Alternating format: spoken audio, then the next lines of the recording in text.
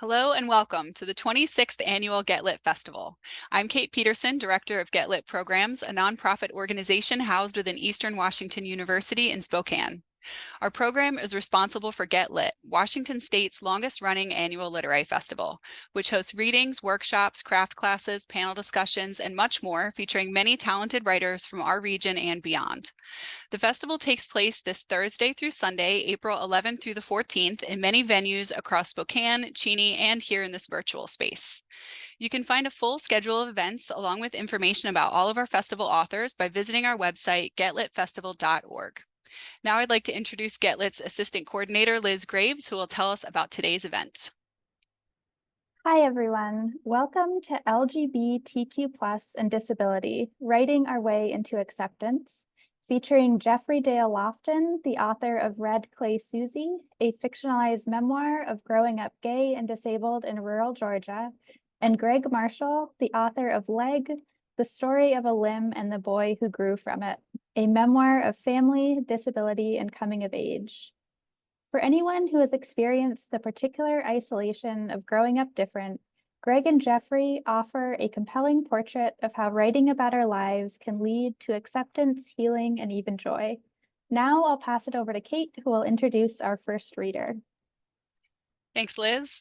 Our first reader is Greg Marshall. Greg is the author of Leg, the story of a limb and the boy who grew from it, a memoir of family, disability, and coming of age in two closets as both a gay man and someone living with cerebral palsy. Raised in Salt Lake City, he is a graduate of the Mishner Center for Writers and a National Endowment for the Arts Fellow in Prose. His work has appeared in the Best American Essays and has been supported by McDowell and the Corporation of Yaddo. Leg is his first book. Please welcome Greg. Thank you both so much. This is such a joy to be here. Should I just launch right in? Okay. So this is an essay that's kind of a digest of some of the themes of Leg. It's called Our Longest Point. Only after Dad broke his neck diving into the ocean oh, I'm sorry, there was a bang. I'll start over. That was a ghost or something. Only after Dad broke his neck diving into the ocean in Hawaii did we start playing tennis together. Partly this was a matter of timing. I was 10 at the time of the accident. Dad was 42. More importantly, though, it was a matter of handicapping. It took Dad fracturing his top two cervical vertebrae and then having them fused together with a sliver of hip bone and tiny titanium screws to make our matches competitive. Every sports story is the same when fathers and sons are involved. The father teaches the son to play, and the son eventually surpasses him, or doesn't. The twist in my rivalry with Dad, if you could call it that, was our joint lack of twisting ability, our physical limitations. This was not just Bob versus Greg, father taking on son, but neck versus leg, spinal injury versus cerebral palsy. On my birthday, Mom liked to retell the story of my traumatic birth. It involved her doing a headstand to get me off the umbilical cord. At 9 months, when I tried to pull myself up to the coffee table or couch, I sprang to the ball of my right foot, my tippy toes, and limped so badly I wore out the tops of shoes rather than the bottoms. The brusque orthopedic specialist who diagnosed me with cerebral palsy at 18 months didn't appreciate the fact that I peed on the floor of the exam room. He's incontinent too, he allegedly said. Trying to lighten the mood, Mom noted my stifled, shuffling trot by quipping, "My son walks like Herman Munster." Fair to say Dad was now a Munster too. Trunk stiff, chin jammed against Adam's apple, Dad could no longer turn his head more than an inch to the left or right, making his peripheral vision work overtime like a Kit Kat clock. His game was one of straight lines and little topspin, his toss high and out in front, his preferred backhand a slice. As points developed, he moved with rigid dignity along the baseline, getting to the ball only by almost running past it, flicking as he went, and then catching himself on the fence. Unlike some of the old guys you'd see play at the Cottonwood Club, Dad couldn't tell you if he was a 2.0 or a 2.5, nor did he bother with a preppy outfit, preferring instead his after-work clothes, white socks, mesh running shoes, a holey t-shirt from his days as the publisher of the Pekin Daily Times. Such were the perks of having a court in our backyard. Dad could lower the lid on whatever he was grilling and stride down the gazebo steps to hit with me, stopping at the ball machine to load his khaki pockets. My fifth grade science fair project was a ball dispenser. Serve it up, I think we called it. Not only did Dad build the thing out of PVC pipe and bolt it to the back fence, he also made a point of using it. We never played with fewer than 20 balls. It sounds extravagant, I know, having a tennis court next to your house. Why deny it? It was. Lifting the latch was like opening the door to summer. A stand of pine trees in the front yard sent plumes of swirling yellow pollen over us and cast long, pleasing shadows over the hard court's green playing surface. The sunny southern side was a breeding ground for box elder bugs. Only occasionally did I have the heart to crush them with a basketball. The little girls' tricycles littered the back court, and a side gate with a rusty padlock led to a shortcut to Rainbow for Slurpees, providing we were willing to squeeze around a concrete cesspit covered in bushes like a trap and sneak through yards. The court was where my parents held square dancing parties and water balloon relays for my brother Danny's late September birthday. It was where I tried and failed to ride a bike without training wheels. My mom was diagnosed with stage 4 non-Hodgkin's lymphoma when I was in the second grade. When she relapsed 4 years later, we made a point of playing family doubles before chemo and checkups with Dr. Buys. The idea was to let mom hit a few balls and arrive at the hospital in a skirt, looking like she belonged in a clubhouse rather than at the Huntsman Cancer Institute. At least in the summer, no matter how early an appointment, I'd wake to hear the pock of the ball coming off Dad's Wilson profile, purchased in 1987 and never upgraded. Come on, Bobby boy, he'd call, urging himself on. Through the tree branches blossoming purple outside my window, I'd spy my prednisone plump mom swerving wide for a return. So you're making the fat lady run this morning, huh? Tennis was my family's chance to forget about cancer and act like ourselves again, unencumbered by the constraints of mortal illness. On the back door with my shoes balanced on my racket, my socks getting soggier with each step, I'd find the little girls stomping around the trampoline, using their peewee rackets as fairy catchers. Moose would be posted up near the rose bushes just outside the gate, watching the action on the court as diligently as a line judge, a dead tennis ball or two in his mouth as he tried to squeeze in next to me. You may be wondering where my older siblings fit into my rivalry with Dad. After all, they were out there too. Danny had the talent but not the temperament for a game played largely against himself. A classic tennis brat, he was notorious for chucking his racket, a Wilson hammer. We played a few good points over the years, but he'd usually skunk me and call me a fag in the process. My sister Tiffany was notorious for biting her tongue and taking huge backswings, moving the racket straight across her body rather than following through over her shoulder. We rallied all the time, but she had weak wrists and didn't like to serve. Plus, she was angling for a spot on the U.S. Olympic development team in halfpipe snowboarding and trained even during the off-season. I was the cripple in a family of athletes. As I started to take my lessons and league matches more seriously, as I challenged kids on the ladder, Dad became more than my hitting partner. If anything, it bugged me that he handed me calls. Balls that landed 6 inches wide miraculously hit the line in my dad's estimation.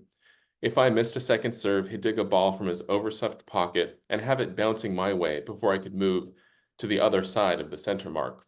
Redo, Dad would say. Take another. I know what you're doing, I'd holler to him. What's that, Grego? He'd say lamely, like he couldn't hear me. You're trying to build my confidence. Tennis was a good sport for a kid with what my family referred to as tight tendons. Even on our cracked and weed-riddled court, there was little to trip over besides my own 2 feet. The worst I'd do was scuff up the baseline and burn a hole in the right toe of my tennis shoe. My New Balance sneakers were arch-supported and orthopedic, one of my first online purchases, and there was something freeing about being in them, chasing down balls just to call them out, daring myself to net. Once I got there, it was clear I didn't know what to do, and I usually took a big swing and missed by several feet. Since I already had a one-handed backhand, modeled after Pete Sampras's, not my dad's, I didn't have to wait for my clumsy right foot to let me down. Believe it or not, I was more coordinated than a lot of kids my age. Some of this was the natural advantage of having a cord at home, but some of it was a bit of modest talent. It made me wonder what my life would have been like if I hadn't crushed my umbilical cord on the way out of mom's uterus. Could I have been an athlete? If you ask me, Grego, you already are one, Dad would say. And I think I'll stop there. Thank you so much, Greg. That was wonderful. Thank Our you. next reader is Jeffrey Dale Lofton. Jeffrey hails from Warm Springs, Georgia, but has called the nation's capital home for over 3 decades. He is a senior advisor at the Library of Congress, where he is surrounded by books and people who love them. In short, paradise. He is a contributing editor for Well Read magazine and co-host of the Inside Voices podcast. Red Clay Suzie is his first novel, a fictionalized memoir through his lens as an outsider, gay and living with a disability in a conservative family and community in the Deep South. Red Clay Suzie was longlisted for the Center for Fiction's first novel prize in 2023, named an Indie Next List pick by the American Booksellers Association, and was awarded the Seven Hills Literary Prize for Fiction. Jeffrey is the current Pat Conroy Literary Center Writer-in-Residence, and we're thrilled to announce that the paperback edition of Red Clay Suzie was recently released. Please welcome Jeffrey. Thank you so much. I'm so glad to be here with Get Lit and with Greg Marshall, whose book I have just enjoyed so much. I'm going to read from Red Clay Suzie. I'll give you a little bit of setup.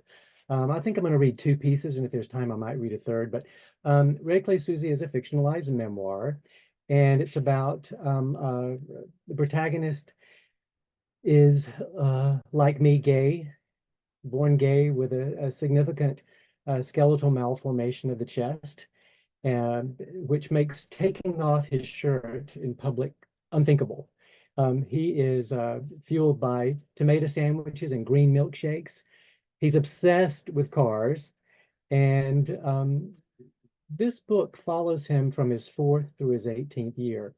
The piece I'm going to read is when he's about 8 years old, and he's sitting in church, Baptist church, of course, being set in Georgia.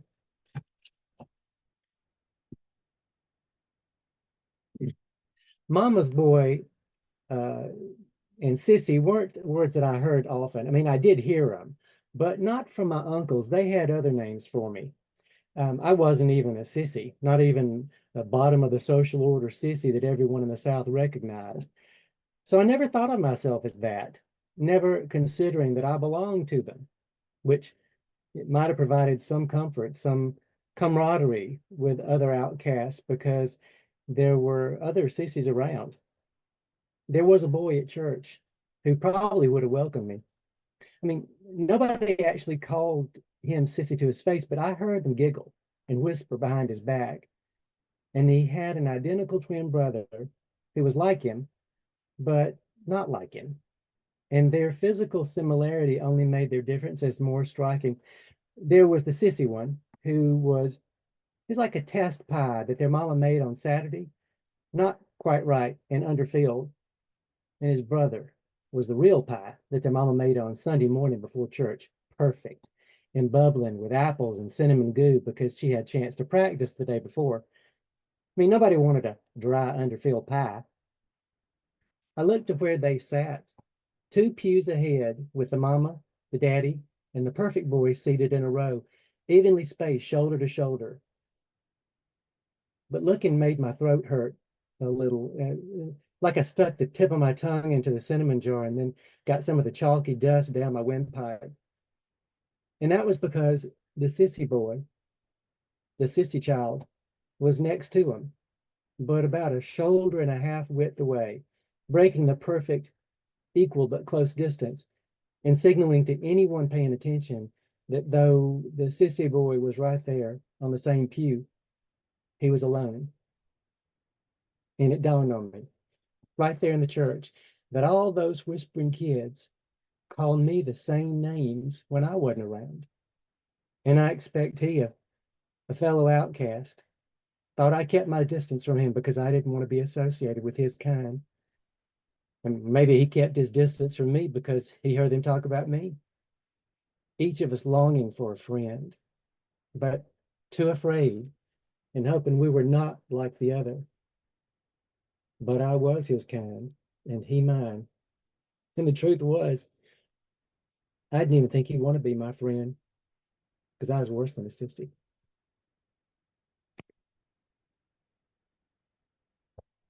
And the next one is from the third part of the book, the last third.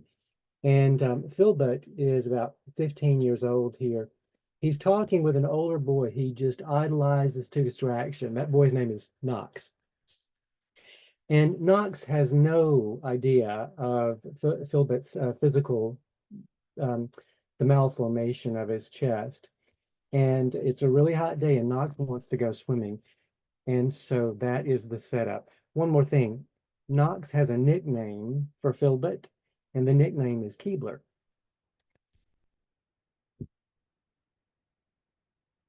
Let's go swimming, Knox said.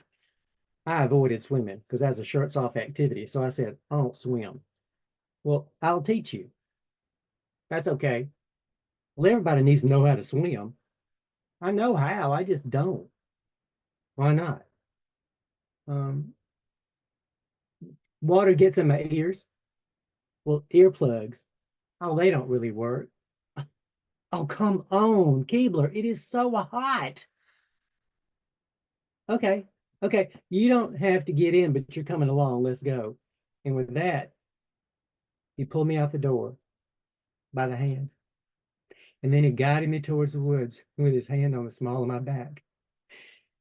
And then I followed him down a steep but not deep gully and into a mostly dried up creek bed. And then we turned and we were out in the open, the sun suddenly making us squint after having been in the cool shade of the piney woods, and a beautiful dark green lake spread out with woods on all sides. He sat down on the bank and he started to take his shoes off. Let's go in. No, I said way too abruptly. Well, you don't have to put your head under. No. Well, okay. But before I lost my courage, I admitted, I don't want to take my shirt off. Thinking the only thing worse than telling him about my deformity was to leave him thinking I was a total weirdo. Oh, it's just, I never done that. And it's because, Keebler, it's okay. But then, before I could talk myself out of it, I took my shirt off, my chest fully exposed in the sunlight, and I just stood. See? But he didn't talk. He just stared. My teenage fantasy was looking at what I spent hour after hour trying to hide. Say something, I thought. Does it hurt? Only when you don't touch it. I said it without thinking. What? Nothing. Never mind. Just forget it. I had never felt so exposed than I did right then. With my shirt off, my white, pasty, skinny, malformed bird chest, and full view of the boy I loved. I didn't even know if he liked boys, much less freaky me. Oh, in the sun, it just hurt so much. In the cavity in my chest, it was already a smaller space than my heart needed to function. It felt more constricted and compressed than usual. Oh, but I loved this moment as much as I hated it. I mean, it hurt so much. Both the blood pumping heart in my chest and my feeling heart, but what I wanted to give to him was I going to die right here in front of him. I mean, if I didn't take this chance now, I knew I never would. But if he didn't reject me after seeing my half-sunken chest, I could trust him. I could believe anything that happened after that. And he just stared at me. And I could not look back. And as embarrassing as it was, the pain was not because I was disfigured and all my organs are fighting for room. I ached because somebody finally saw me.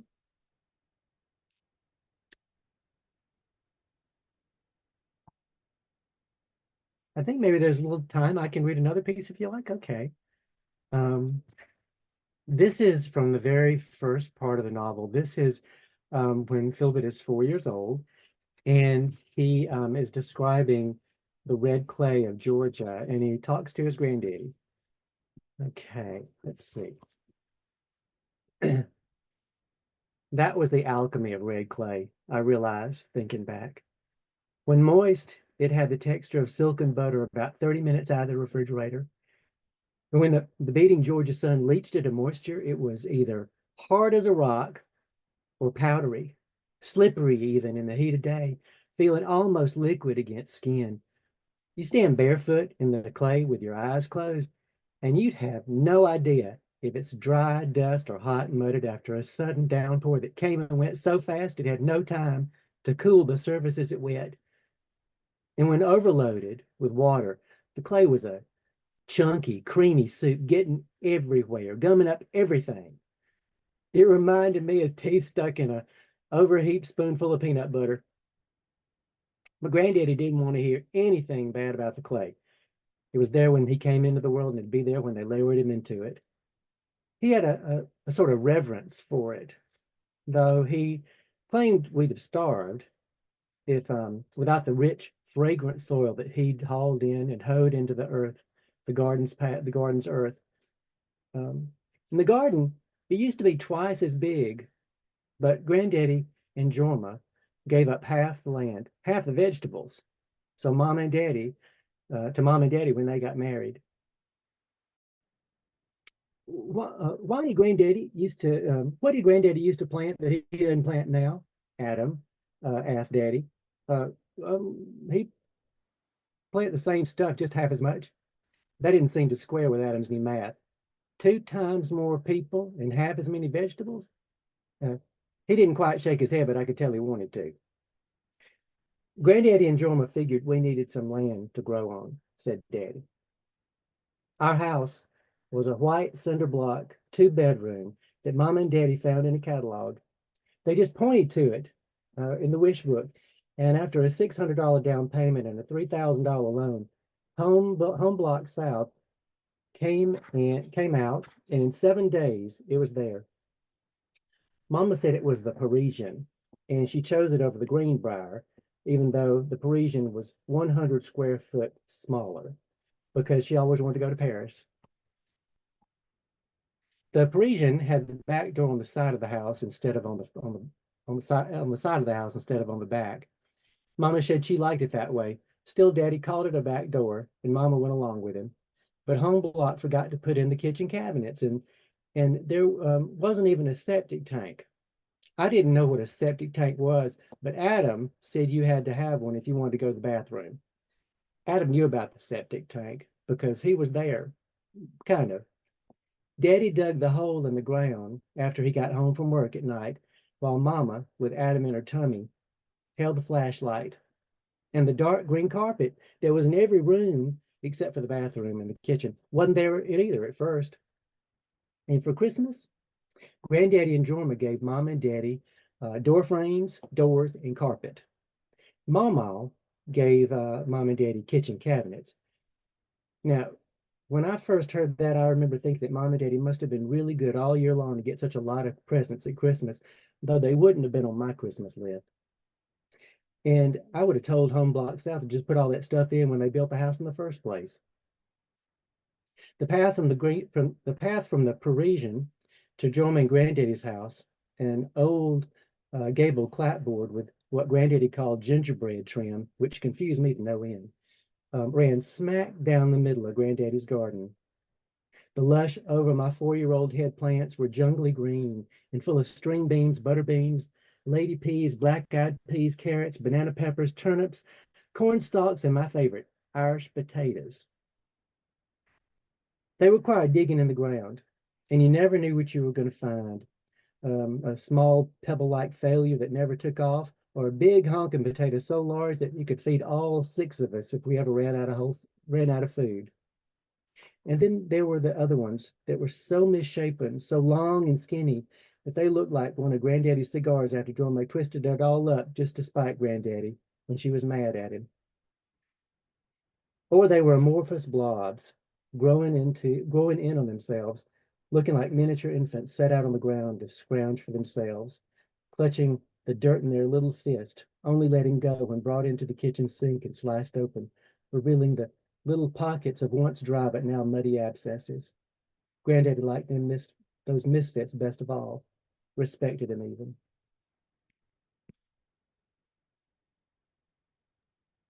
Wonderful. Thank you, Jeffrey. Thank you both. That was so great. I feel like I could have listened to you both read for a lot longer, but luckily for us, you two are going to have a little bit of conversation. So I'm going to pass it back over to you, and you can ask each other a few questions. Thank you.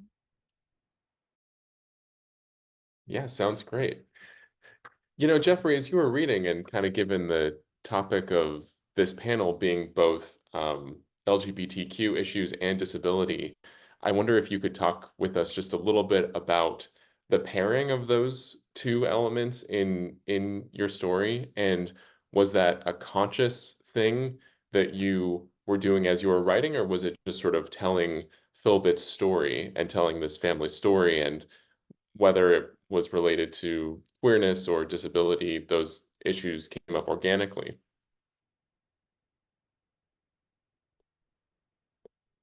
Oh, I think you're still on mute. I didn't realize I put myself back on mute. Thank you. Um, that's such a great way to explore, works. I actually, writing one's memoir or fictionalized memoir is really telling one's truth. And I actually started writing this book when I left home for college and was on my own for the first time.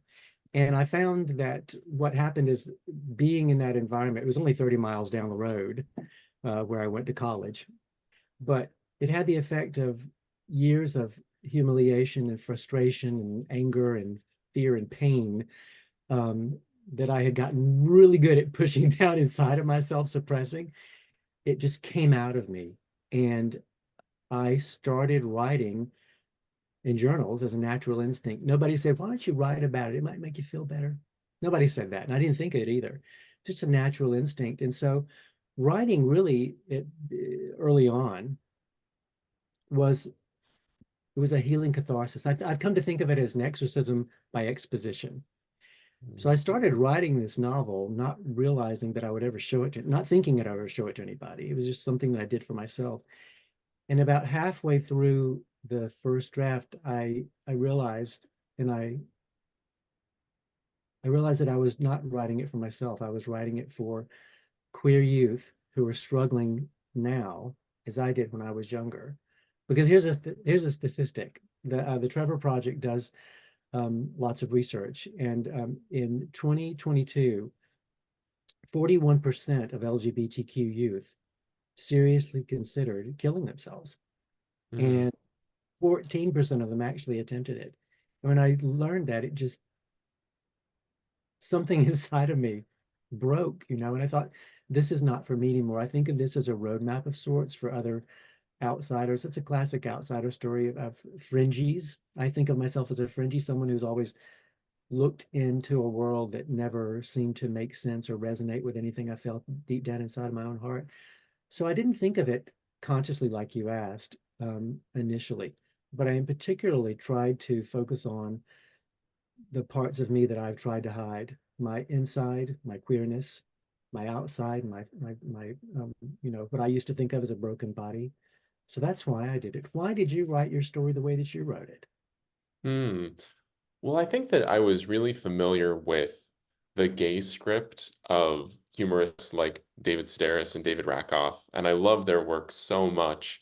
And so I think the book kind of started with, telling funny stories from a happy childhood.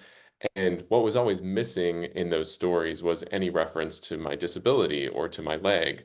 The premise of the book is that my parents never told me I had cerebral palsy. They just told me I had tight tendons and left it at that. So even though I had all of the trappings of a person with a disability, like physical therapy, and surgeries on my hamstrings and Achilles tendons, I never really thought of myself as a person with a disability until I was nearly 30 years old and going through my childhood medical records, applying for private health insurance for the first time in my life after graduate school. And so I'd gotten an MFA in fiction, and was already, dabbling in writing these stories, things like an awkward middle school trip to France with my French class, and my dad came along as the chaperone, or my love of The Wizard of Oz, and through my childhood singing and acting group, getting to meet an actor who'd played a Munchkin in the MGM musical, the 1939 musical. So I had all of this stockpile of stories, as we kind of all do. And it wasn't until I had my diagnosis in front of me in all of these medical documents that said things like, to whom it may concern, Greg Marshall has spastic cerebral palsy related to prematurity. It was like, even like the secretary of my high school knew that I had cerebral palsy, but I didn't, because my doctor had written that note to excuse me from high school PE. And so it wasn't until, I guess now I've come to think of it as embodied writing. And really, once I had my leg, the one that I recognized from real life, the rest of me started showing up on the page as well. And so, kind of this more typical gay humor script took on elements of my own body and kind of my own lived experience. And that was the more underexplored part of my own humanity and my own self, especially at that time.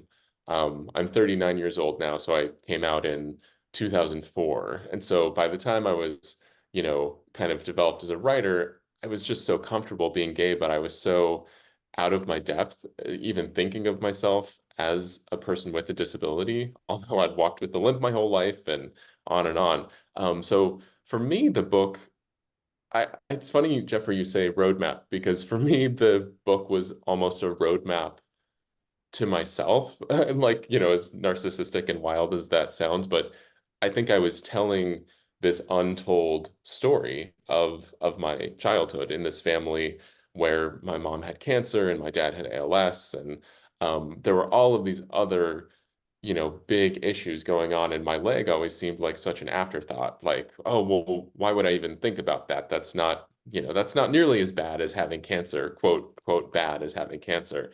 And so I really thought of my book as telling the untold story of my body. And I think that that kind of helped give me the space I needed to write about it, and to kind of write about it fairly fearlessly. And I guess, Jeffrey, I'm sort of wondering, I think both of our books deal with taboo and with shame.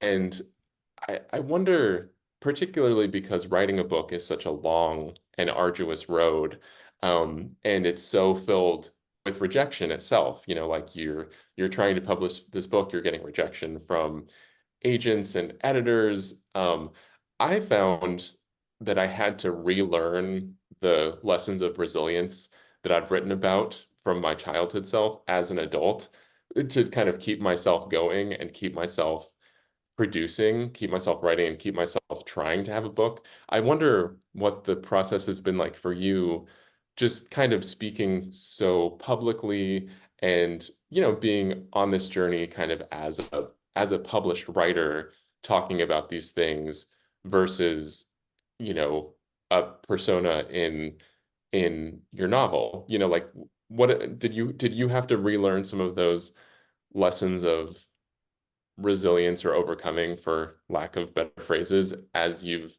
been on this publishing journey? You know, I was terrified for the book to come out because, and I fictionalized it. So it's inspired by true events, but it is not a memoir. Right. But people in my life might recognize themselves in it, especially my immediate family. And um, so I wrote, when I was writing it, I wrote it as though nobody would ever read it. No one would ever hear it.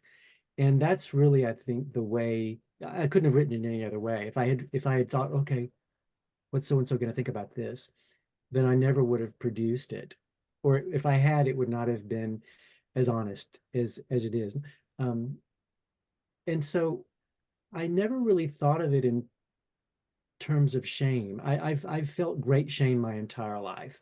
I came out to my family over 30 years ago, and I did it in tears and with great shame because I was ashamed, and my parents were ashamed, and they were mortified even.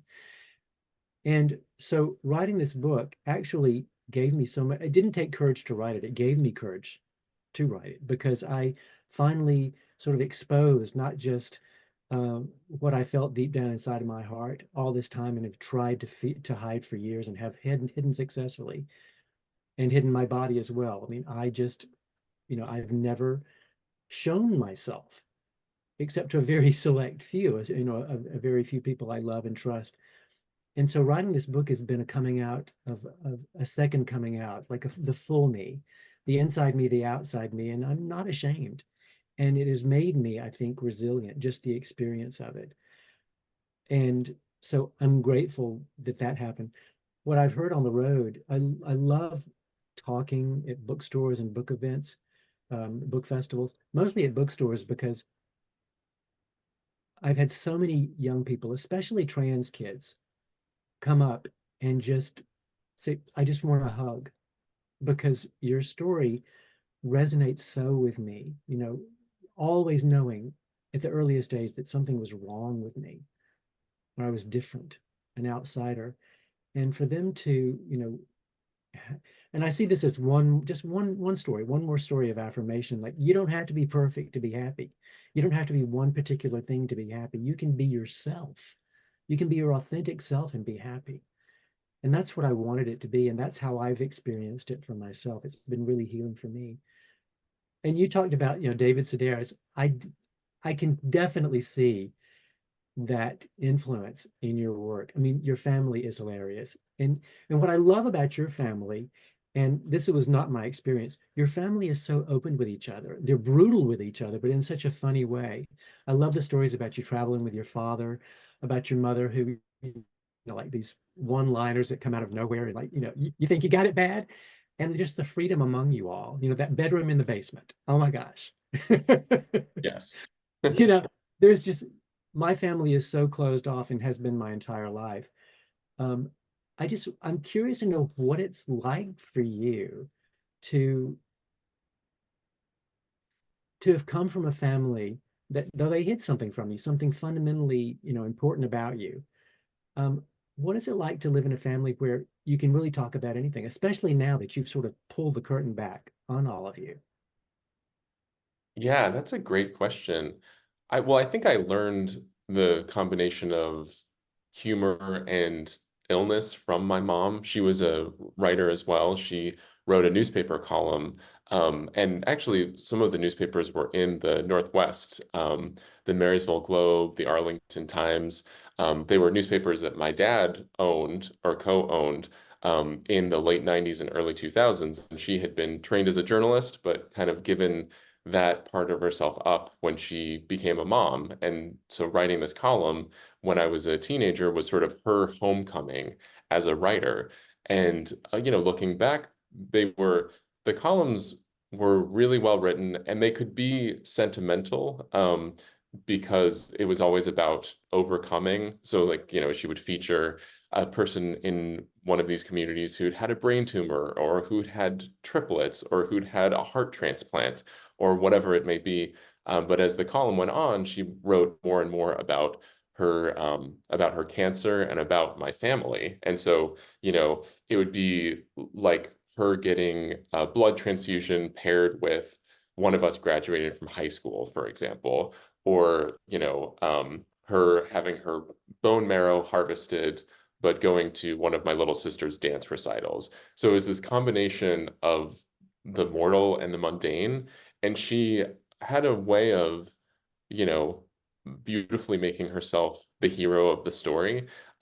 She was the first person narrator. She was the, more sentimental Joan Didion kind of uncovering all of these truths about her life. And it kind of getting to see somebody find power in language in that way was so eye-opening for me. And it's what I always wanted for myself. It's, one of the reasons I wanted to become a writer. And I think, just generationally, and because she was the parent and I was the child, there were places that I was willing to go, like, for example, talking about erectile dysfunction or talking about, my sex life or talking about experimenting with her Brookstone back massager in the basement of our childhood home. There were places that I was willing to go as a queer person, that she was not willing to go in her own writing for very understandable reasons. And so I think my family can almost be this game of one-upsmanship, but in a way that I think has forced us all to be more open and to take up space. Um, and I love thinking of queerness and disability as sources of intimacy in families, not just mine, but in all families, that it's not, this isolated incident like, I have cerebral palsy and I exist in this chamber of isolation. It's like, well, I have cerebral palsy and my dad has ALS and my mom has cancer and I have a neurodiverse sister and, and on and on and on. And that, yeah, these things just sort of course through the life of a family, and that they're points of connection, not points just of tension and of obstacle. And I hope that that's one thing the book kind of conveys, that the life of a family flows through these things and that life kind of continues on, um, not in spite of them or because of them, but just sort of beside them, if that makes sense. Yeah, it does. What you're talking about, I've been really interested in coming out, coming out particularly as a queer person, but really coming out in our cases, it's coming out as someone with a disability. And I never thought of myself growing up as someone with a disability. I thought I was just wrong and broken and unfixable and unlovable. But it's really helped me to think of it in a different way. And so writing this book for me, it sounds like it was for you. It's sort of instead of coming out, it's sort of an inviting in, like, this is my world, this is me. Take me if you like me, if not, okay. What do you think about that idea of like inviting people into your world? This is it, rather than coming out and hoping to be accepted? Yeah, well, I think we invite people into our world when we are the center of our own narratives, regardless of what your disability may be or what your sexual orientation may be. And I think there's something so radical about, having a first person narrator or a person with a lived experience telling these stories because it naturally just centers and makes normal, the queer or disabled person, instead of being the sidekick or the best friend. Just by the nature of these narratives, we're at the center of them.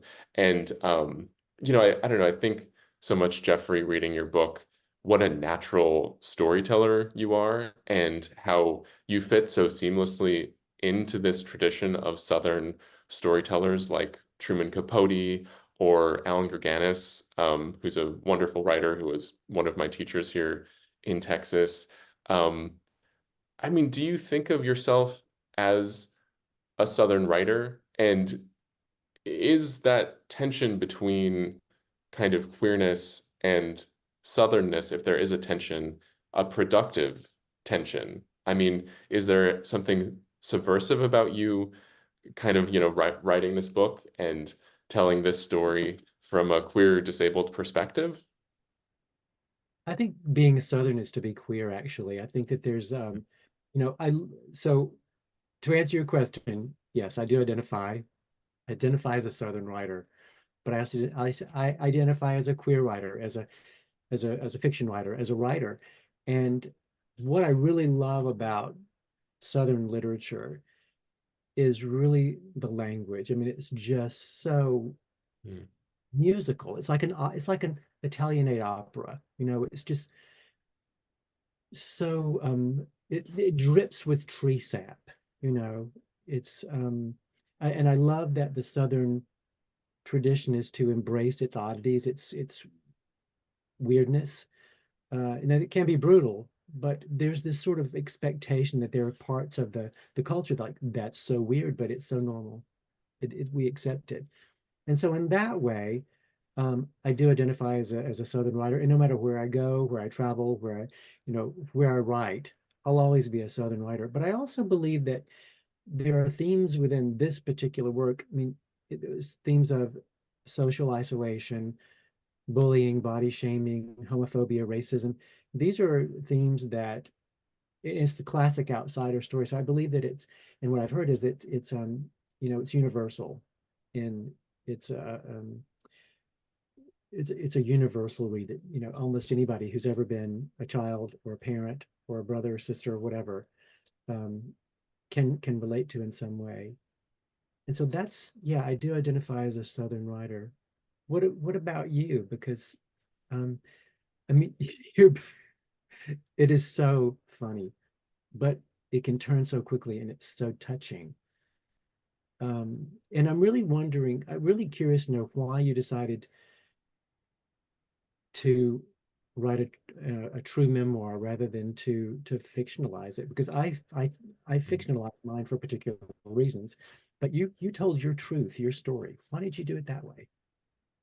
Yeah, I think it has to do with reclaiming that untold story.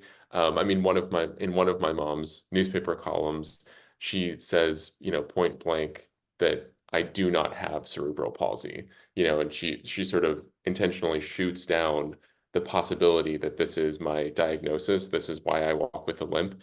And I think there was a kind of a subversive, yeah, loving side of me that just knew these stories were true and needed them to be presented as nonfiction. Like I think not in a vindictive way, but I wanted to hold myself to account, and I wanted to hold kind of my really loving and complicated family to account in some way. Like I thought that there was um, such power in that. And I think I'm also a writer who loves compression and, like telling an epic story in 2 or 3 sentences, or, kind of beating yourself to the punchline and taking all of the drama out of a scene by just sort of bluntly stating what in another case might be used as dramatic misdirection or might be used to create tension between two characters. I love the idea of, especially in my family, a bunch of loudmouths who are always just saying the quiet part out loud and saying the taboo or shameful thing out loud and at such a fever pitch that you can't help but hear it and sort of move on. And so I think that that allowed me to tell more complicated intersectional stories, because I think both of our stories are very much coming out stories, but that also have so many other things happening, so much a sense of place, so much a sense of language, and kind of all of these other things happening. And I wonder if, yeah, just the family that I came from allowed for me to push past more traditional coming out stories, like, pushing into new terrain that might not have been written about as much before. Um, yeah. Yeah. Jeffrey, you mentioned kind of writing your book at first in notebooks in college. Mhm. Um, I'm just so struck by the beauty and the depth of your writing voice. And I wonder what those notebooks were like and how do all of you Southerners write so beautifully and evocatively? But it's all so of a piece. I mean, I could just I could tell that you were a Southern writer, even if you were writing about Mars. And I just wonder how you discovered your writing voice. Wow. Well, thank you, Greg. I appreciate that. Well, I actually put those journals away not too long into college. Coursework just got in the way. I had every intention of going back to it, but and I've always been a writer. I just haven't been writing this. Been a closet writer, closet everything. But I didn't go back to writing this particular story for decades. So fast forward to Washington, D.C., And I read 2 books in succession, To Kill a Mockingbird, which I reread. I read it as a teenager. And then Call Me by Your Name by Andre Aciman. And those 2 books together sparked something. It was like, I think of it as the most effeminate Boy Scout you've ever seen, rubbing 2 sticks of kindling together. And those 2 books caught on fire, and I was on fire. And I was 19 years old again, and I was in crisis as I was when I was in college. So I pulled out those journals and I reread them, and I was embarrassed at how raw and emotional they were. And I was also surprised because what I had started to do was I was disassociating. I was writing versions of my life and placing them on another person's, another character, to sort of lift them off of me and onto something else. And so I said, I've got to go back to this. I've got to finish this story. And my process, I didn't have a process. I started writing on my mobile phone on the train going to back and forth to my job. And so that's where I finished the first draft on my mobile phone. I found that I was making notes, and I was all of a sudden having more notes, and I was all of a sudden realized I'm writing a book on my telephone. So that's what I found when I went back to the journals, and that's how I actually finished the novel. How did you write yours? Oh my gosh, not on my phone. Um, yeah, well, so it was after grad school, 2013, and I just had it in my mind that I could write about an essay a month, and for some reason, um, essays kind of came a little bit easier to me than fiction, and so, even though the book ended up taking 10 years to write and was full of, setbacks, and at one point I started calling it My Leaves of Grass, like Walt Whitman's tome, because it was going to be this lifelong thing that I was always working on and never finishing and never publishing. But now I'm so grateful that it took me as long as it did, because I think that especially some of the earlier parts of the book, I wouldn't have been able to write them now.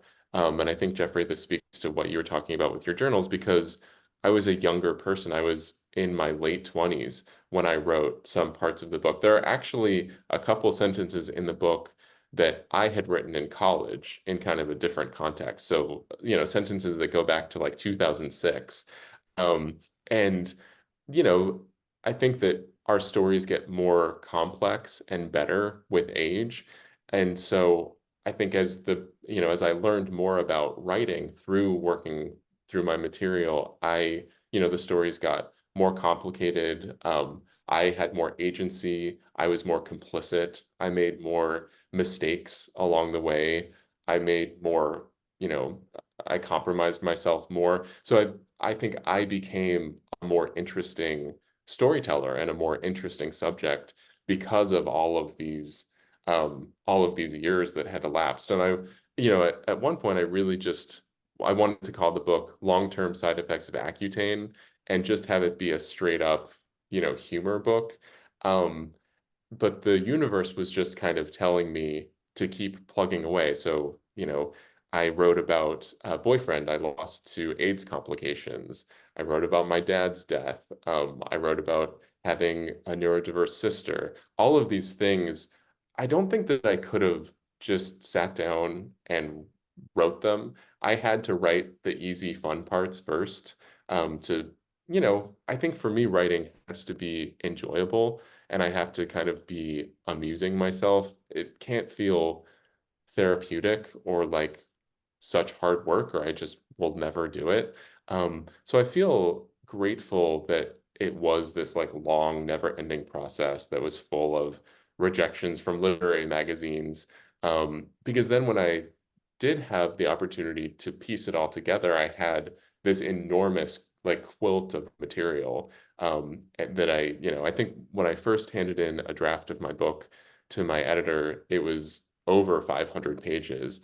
And he was like, babe, this is like supposed to be like a humor book that's like 220 pages max. Like I thought you were like a gay humorist. Like, what is happening? But I was like, but what about the story of my dog? That kind of thing. So I think we can hopefully feel it in both of our books that there's just you're pulling from such a deep well of both, you know, lived experience and, you know, imagination. And you can feel it in every one of your sentences.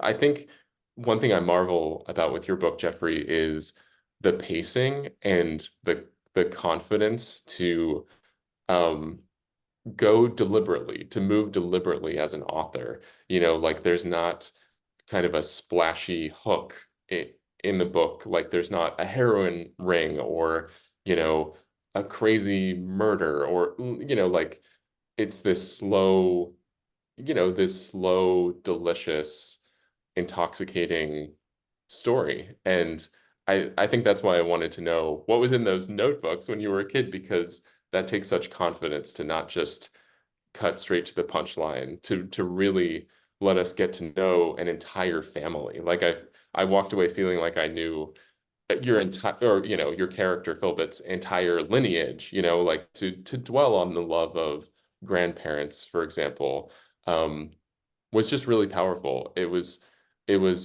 a slow read in the best sense of that term. That may not be a real term. I think I'm thinking of slow food, like the slow food movement, but Well, thank you, Greg. That means so much. And I love your book equally. It just captured me from the first and gave me a lot of laughs along the way. I think our time is almost up, but I wanted to ask you one last quick question. Hmm? Community, to our queer brethren, sisterin, whatever the words are, to our, you know, disabled community, what does community mean for you? Mm. I think community is being able to talk openly and laugh about things without fear of judgment or without a sense of gossip or vindictiveness. I love, you know, 5-hour lunches. And one of the gifts of publishing this book has just been the chance to talk to so many people and have really deep, meaningful conversations that blow past all of those niceties and polite, you know, stopgap measures or you know, kind of those gates that stop us out of politeness or perceived kindness from talking about meaningful things. I think, you know, books like ours do sort of, you know, open the floodgates in the best way. So yeah, what about you? It's such a good question. What's queer or disabled community for you? Well, I've always, for most of my life, I've kept my story to myself. I've kept to myself. I haven't reached out and engaged and done enough, I think, to support. Because I think, you know, my author's note talks about, you know, bullies or paper predators who are really only as powerful as you allow them to be. And once you realize that, they sort of like a wind lifts the edges of them and takes them away. And I mean, these are things I wish that I had known. I hope my book shares these messages with young people, that it's your physical imperfections, real or perceived, are your body is precious, even with those, and to treat it with as much kindness and care as you can. So it will take you as far and as long as it's able. And that love, real love, is never wrong. You should bravely bestow it on whomever is worthy of it. These are the things that if I could sneak back in time and whisper into the ear of my younger self, I would absolutely do it. And so this is my attempt to write that long silence of not sharing myself with the world. Um, and so writing this book is that. And in fact, part of the proceeds of the sale of Red Clay Suzie go to the Trevor Project and the Born This Way Foundation to support the important work that they do. Because I can't create a foundation or organization, but I can draw attention to it and share my story, which is, you don't have to be perfect. You have every right in the world to live your life, to be happy. So that's my, I hope, contribution to our community. Mm. And I say, I'm so glad to have this conversation with you because I have admired you for so long. Ever since I met you and read your book, I'm just in awe. you're such a gifted storyteller, and I'm honored to have this chance to talk with you. Oh, thank you. Well, my proceeds go to me, which is benefiting a queer disabled person. No, I'm just kidding. No, it's the pleasure is mutual, and thank you so much to Get Lit and just for the opportunity to bring us together and talk. It's been wonderful. Thank you, Get Lit. Thank you, Kate and Liz. We really appreciate it. Thank you both so much. That was really, really wonderful. Thank you for the humor and the levity as well. And thanks for talking so candidly about your writing process and your own evolution as writers. I know these stories are going to resonate with so many people, like you mentioned, and be so inspiring on a human level. And of course, also on a writer level as well for aspiring writers. And I will be honest in saying that I have not read your books yet. With 77 writers on the roster for Get Lit, I can't always read all of them, especially not before the festival, but yours have moved straight to the top of the stack. This was such a great conversation and your readings were so wonderful. You both did such a great job with the readings. They almost felt cinematic at times. So it was just really great. So thank you for spending time with us today. And thank you again, just for being here. We're just really grateful. I'd also like to thank Liz, assistant coordinator of the festival, and also all of our student interns behind the scenes for helping to put the festival together. For everyone at home who would like to learn more about Jeffrey and Greg, you can visit our website, getlitfestival.org. Remember that these virtual events are all free to access on our YouTube channel, along with dozens of events from previous festivals as well. If you'd like to join us next year in 2025, which will again include both in-person and virtual events, please consider sending us a submission from May 1st through September 1st at getlit.submittable.com. Thank you all again for joining us today. Goodbye, everybody. Bye. Thank you both.